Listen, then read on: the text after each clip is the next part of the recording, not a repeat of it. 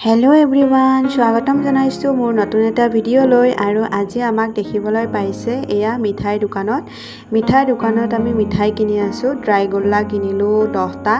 আৰু আজি আমি লগৰ ছোৱালী এজনীৰ ঘৰলৈকে যাম। ইয়াতে আমি কাপোৰ এযোৰ কিনি লৈছোঁ, কাৰণ তাইৰ নিউ বৰ্ণ বেবী এটা হৈছে, বেবী বয় হয়। হোৱা মানে 3 দিন হ'ল।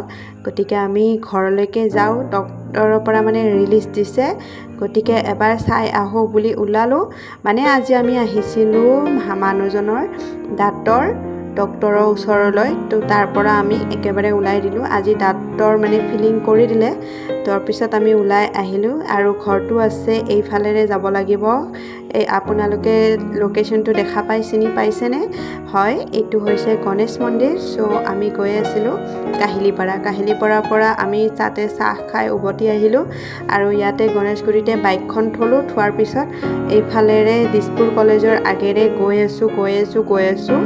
ইমান দূৰলৈকে মানে গৈ আছে, ক'লৈকে গৈ আছে মই একো গম পোৱা নাই। খোজকাঢ়ি গৈহে আছোঁ। কৈছে যে ভাত খাবলৈ গৈ আছোঁ। মই ভাবিছোঁ ইমানবিলাক দোকান আছে, নাজানো কোনখন এইখন স্পেচিয়েল দোকানলৈকে গৈ আছে। ইমান দূৰ খোজকাঢ়ি অহাৰ পিছত আহি পালোঁ। বহুতে হয়তো চিনি পাব, এইখন হৈছে কলিতা হোটেল। আৰু সঁচাকৈয়ে আহি খাই খুব বেছি ভাল লাগিল।